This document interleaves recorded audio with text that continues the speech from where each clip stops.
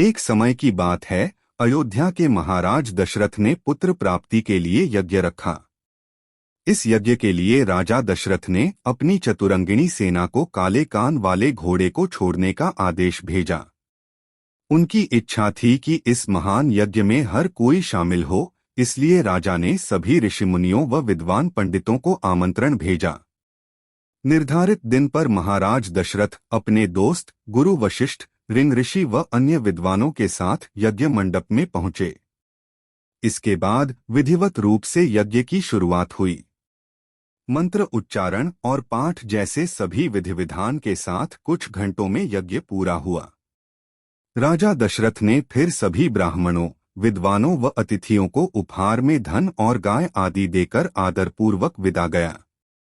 उस यज्ञ में प्रसाद के रूप में खीर बनी थी। उस प्रसाद में पुत्र प्राप्ति का आशीर्वाद था, जिसे खाने के बाद तीनों रानियां गर्भवती हो गईं। कुछ समय बाद चैत्र माह में शुक्ल पक्ष की नवमी तिथि के दिन राजा दशरथ की पहली पत्नी यानी रानी कौशल्या ने एक बच्चे को जन्म दिया।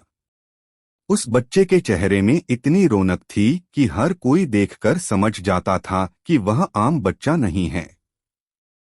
इसी तरह राजा की दूसरी रानी कैकेयी ने एक पुत्र और तीसरी रानी सुमित्रा ने 2 पुत्र को शुभ नक्षत्रों में जन्म दिया।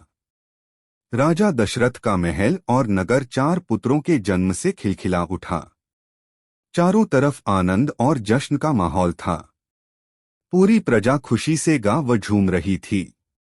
इस खुशी को देखकर देवता भी फूलों की वर्षा करने लगे। इस जश्न में शामिल होने के लिए कई ब्राह्मण भी पहुंचे और राजा दशरथ के बेटों को आशीर्वाद दिया। खुशी से झूम रहे राजा दशरथ ने ब्राह्मणों को खूब दान दिया। फिर अपनी खुशी जाहिर करने के लिए उन्होंने प्रजा व दरबारियों में भी धन, रत्न और आभूषण बंटवाए। समय आने पर सबकी मौजूदगी में चारों बालकों का नामकरण भी किया गया। महर्षि वशिष्ठ ने उनका नाम रामचंद्र, भरत, लक्ष्मण और शत्रुघ्न रखा। वक्त बीतता गया और धीरे धीरे ये चारों बालक बड़े हुए। इन चारों में राम अपने तेजस्वी गुणों के कारण प्रजा को अधिक प्रिय लगने लगे। अपनी प्रतिभा के चलते वो कम उम्र में ही सभी विषयों में महारत हासिल कर चुके थे। राम में सभी गुण थे। चाहे शस्त्र चलाने की बात हो या हाथी व घोड़े की सवारी, हर चीज में वो अव्वल थे।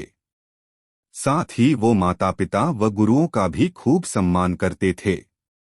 उनके गुणों के कारण बाकी के 3 भाई भरत, लक्ष्मण और शत्रुघ्न भी उनसे काफी कुछ सीखते थे। जब भी महाराज अपने चारों पुत्रों को एक साथ देखते उनका मन आनंद से भर उठता था।